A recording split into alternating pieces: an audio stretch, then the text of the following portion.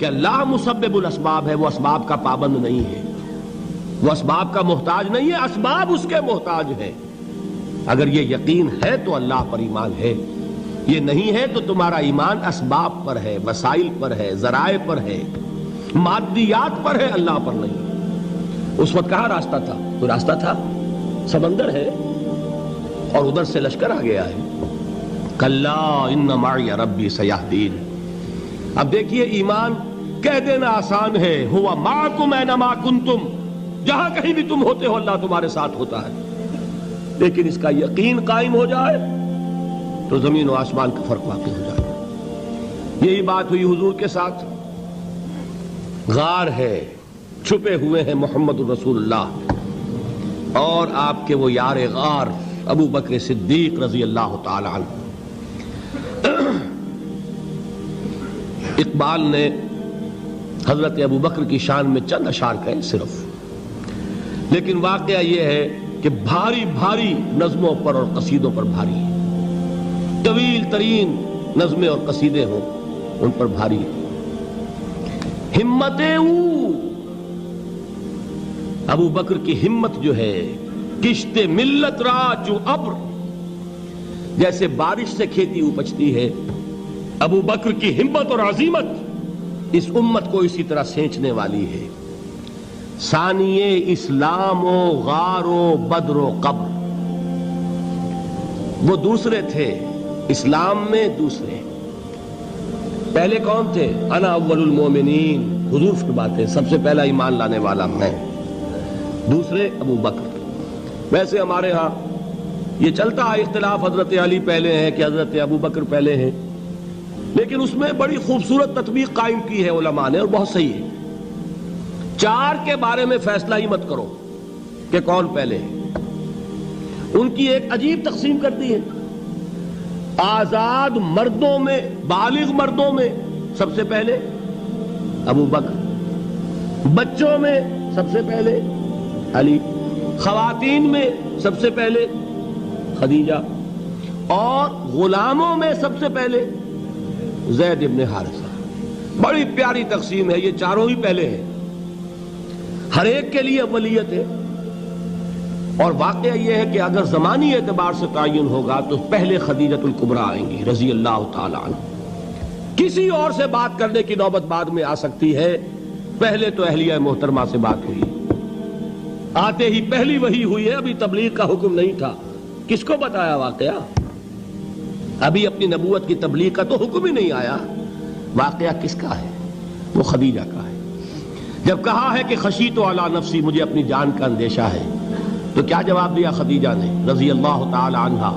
وہ صدیقۃ الکبریٰ ہے، صدیقات جو ہیں خواتین ان میں چوٹی پر خدیجۃ الکبریٰ ہے رضی اللہ تعالی عنہا، اور صدیق جو مرد ہیں ان میں صدیق اکبر ہے ابو بکر صدیق رضی اللہ تعالی عنہ، لیکن صدیقات میں چوٹی پر۔ جب حضور نے فرمایا خشیت علی نفسی، کیا فرمایا، کیا عرض کیا، کیسے تسلی دی؟ نہیں نہیں، اللہ آپ کو ضائع نہیں کرے گا، آپ غریبوں کے ہمدرد ہیں، آپ مساکین کے تکالیف رفع کرنے والے ہیں، آپ بیواؤں کی سرپرستی کرتے ہیں، آپ مسافروں کی خدمت کرتے ہیں، اللہ آپ کو ضائع نہیں کرے گا۔ یہ یقین ہے اس خاتون کے اندر۔ خیر وہ ایک علیحدہ بات ہو جائے گی۔ میرے دل پر حضرت خدیجہ رضی اللہ تعالیٰ عنہ کی شخصیت کا بڑا گہرا نقش ہے، جو وہ کوئی اور ہی وقت اور موقع ہوا تو بیان ہوگا۔ بہرحال اقبال نے ایک مصرے میں جو چار اولیتیں جمع کر دی ہیں، ہمتیں او کشت امت را چو ابر، ثانی اسلام و غار و بدر و قبر۔ اسلام میں حضور کے بعد پہلے کون؟ ابو بکر۔ غار میں حضور کے ساتھ کون؟ ابو بکر۔ بدر کی رات اللہ کا رسول سر بسجود، وہ جھاڑ، وہ گھاس پھوس کی جو جھونپڑی بنائی گئی تھی، اور وہاں تلوار ننگی لے کر پہرا دینے والا کون؟ ابو بکر۔ اور اس حجرہ عائشہ میں محمد کے بعد سب سے پہلے دفن ہونے والا کون؟ ابو بکر رضی اللہ تعالی عنہ صلی اللہ علیہ وسلم۔ وہ جو معاملہ میں سنا رہا تھا غار ثور کا، حضرت ابو بکر بھی حضور کے خیال سے لرز گئے ہیں. آپ کو یاد ہوگا کہ جا کر پہلے تمام جتنے سوراخ تھے انہیں بند کیا ہے. ایک سوراخ رہ گیا تھا جس کو بند کرنے کے لیے کوئی کپڑا نہیں تھا. وہاں اپنی ایڑی رکھی ہے. تب کہا ہے حضور سے تشریف لائیے, اور اپنے زانو پر حضور کو لٹایا ہے. اور وہاں کسی موذی جانور نے کاٹا ہے. حضور کی آنکھ لگ گئی تھی. اس وقت اس بل کے اندر جو بھی بچھو ہے کیا ہے واللہ عالم, اس نے کاٹا ہے. اس کی تکلیف کی وجہ سے ابو بکر کی آنکھوں سے آنسو ٹپک گئے. حضور کے چہرے مبارک پر پڑے ہیں تو حضور جاگے ہیں معاملہ کیا ہے. ایڑی نہیں ہٹائی وہاں سے, مبادا وہ جانور وہاں سے نکل کر محمد الرسول اللہ کو کوئی گزن پہنچا دے. ابو بکر کی ایڑی ہے, جس طرح چاہے کھا لے, ختم کر دے, جان نکل جائے تب کوئی آنچ آئے محمد پر تو آئے, لیکن جیتے جی نہیں. وہ ہے ابو بکر. حضور کے خیال سے اس وقت حضور نے پھر اپنا لعاب دہن لگایا ہے, اور اس سے پھر آپ کی تکلیف ختم ہوئی. جیسے خیبر میں حضرت علی کی آنکھ دکھ رہی تھی, اس کو جو شفا حاصل ہوئی ہے وہ بھی حضور کے لعاب دہن سے ہوئی. تو بہرحال اس وقت انہوں نے کہا ہے کہ اے نبی یا رسول اللہ, اگر اس وقت ان میں سے کسی نے غیر ارادی طور پر بھی اپنے قدموں کی طرف جھانک لیا تو پکڑے جائیں گے. کیا جواب تھا اللہ کے رسول کا؟ لا تحزن ان اللہ معنا. اللہ ہمارے ساتھ ہے, کیوں گھبراتے ہو ابو بکر؟ یہ ہے ایمان باللہ. میرا مالک اللہ, میرا رازق اللہ, میرا محافظ اللہ, میرا مددگار اللہ, میرا پشت پناہ اللہ, میرا دوست اللہ. یہ دوستی ہے اللہ کی جو لب لباب ہے, حاصل ہے ایمان کا. اسی کا نام ولایت ہے. اولیاء اللہ کے سروں پر سینگ نہیں ہوتے. جس کے دل میں ایمان راسخ ہو چکا ہو وہی اللہ کا ولی ہے. جسے اللہ پر یقین ہو چکا ہے وہی اللہ کا ولی ہے. جسے یقین ہے اللہ میرے ساتھ ہے, میرا مددگار, میرا پشت پناہ, میرا ساتھی, میرا دوست, میرا محبوب, میرا محب. اللہ اہل ایمان سے محبت کرتا ہے. واللہ یحب الصادقین. ان اللہ یحب الذین یقاتلون فی سبیلہ صفا کانہم بنیان مرصوص.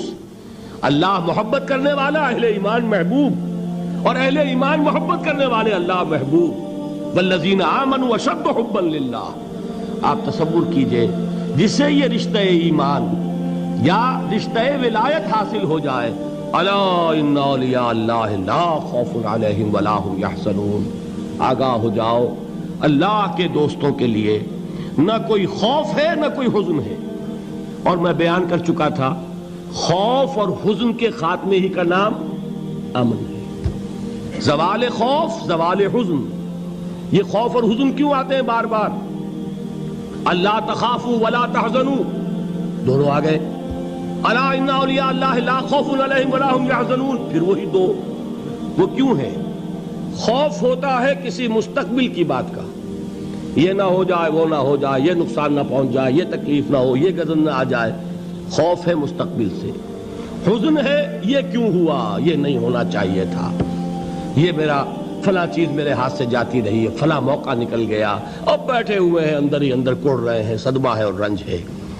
اور جو اللہ پر ایمان رکھتا ہے وہ جانتا ہے ما اصاب من مصیبت فی الارض ولا فی انفسکم الا فی کتاب من قبل ان نبرأها ان ذلک علی اللہ یسیر لکی لا تعصوا علی ما فاتکم ولا تفرحوا بما آتاکم واللہ لا يحب كل مختال فخور. اس زمین میں یا تمہاری جانوں میں کوئی تکلیف, کوئی مصیبت نہیں آ سکتی سوائے اس کے کہ جو اللہ نے لکھ دی ہو, اس سے پہلے کہ وہ ظاہر ہو. جس کو یہ حقیقت معلوم ہو گئی اس کو یہ طرز عمل اختیار کرنا چاہیے. جو چیز چھن جائے, جاتی رہے, چھوٹ جائے, اس پر افسوس نہ کرو. کس نے چھینی؟ دوست نے. دوست کے فیصلے پر شکایت. دوستی کو بٹا لگا رہے ہو, سرے تسلیم خم ہے جو مزاج یار میں آئے. اگر دوستی ہے تو پھر تو تمہیں گردن جھکانی چاہیے کہ ہر چہ ساقی ماریخت عین الطافست, جو بھی میرا ساقی میرے پیالے میں ڈال دے اس کا کرم ہے. جو اس کی طرف سے آئے اس پر کوئی رنج نہیں, کوئی صدمہ نہیں, کوئی غم نہیں, کوئی شکایت نہیں, کوئی شکوہ نہیں. اور جو ہوگا وہ اس کے اذن کے بغیر نہیں ہوگا, اور اس کا اذن ہوگا تو یقیناً میرے لیے خیر ہی خیر ہے, چاہے وہ ناگوار شے ہو, بظاہر مجھے اچھی نہ لگ رہی ہو، میری شارٹ سائٹڈنس میں مجھے وہ نظر آ رہی ہے کہ میرے لیے بری ہے، لیکن قرآن نے کہا ہے عسیٰ ان تکرہوا شیئا وہو خیر لکم وعسیٰ ان تحبوا شیئا وہو شر لکم واللہ یعلم وانتم لا تعلمون۔ ہو سکتا ہے تم کسی چیز کو ناپسند کرو، درحال ہے کہ اسی میں تمہارا خیر ہو، اور ہو سکتا ہے تم کسی چیز کو پسند کرو، درحال ہے کہ اس میں تمہارا شر ہو۔ اللہ جانتا ہے، تم نہیں جانتے۔ جب مجھے یہ بات معلوم ہو گئی، میں نے اپنا معاملہ اللہ کے حوالے کیا۔ سپردم بے تو مایا خیش را تو دانی حساب کم و بیش را۔ اے رب، جو تو چاہتا ہے وہ ہو، تیرے علم میں جو شے میرے لیے خیر ہے وہ ہو جائے، میری کوئی پسند نہیں، میری کوئی چاہت نہیں۔ یہ ہے راضی برضائے رب۔ اکبر الہآبادی نے اسے کہا ہے رضائے حق پہ راضی رہ، یہ حرف آرزو کیسا، خدا خالق، خدا مالک، خدا کا حکم تو کیسا۔ جب میں آ گیا بیچ میں، میری پسند، میری مرضی، میری خواہش، میری چاہت، یہی تو شرک ہے۔ ما شاء اللہ کان وما لم یشاء لم یکن۔ جو اللہ نے چاہا وہ ہوا، جو اس نے نہیں چاہا نہیں ہوا۔ اختیار اس کا ہے، میرا تو نہیں۔ رضائے حق پہ راضی رہ، یہ حرف آرزو کیسا، خدا خالق، خدا مالک، خدا کا حکم تو کیسا۔ اقبال نے اسے کہا ہے فارسی میں۔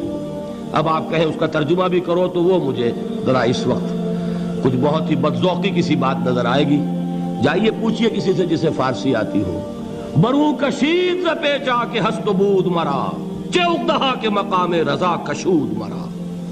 مجھے تو تمام پیچ و خم سے نکال دیا اس مقام رضا نے۔ میں راضی برضائے رب ہوں، جو فیصلہ اس کا میں اس پر راضی۔ تو کہاں کا حزن اور کس کا خوف؟ یہی زوال حزن اور زوال خوف، یہی ہے امن، یہ نتیجہ ہے ایمان کا۔ تو جان لیجئے یہ ہے لب لباب، یہ ہے حاصل ایمان کا۔ یہ ہے تو ایمان ہے، یہ نہیں ہے تو ایمان نہیں۔ کہ اللہ مسبب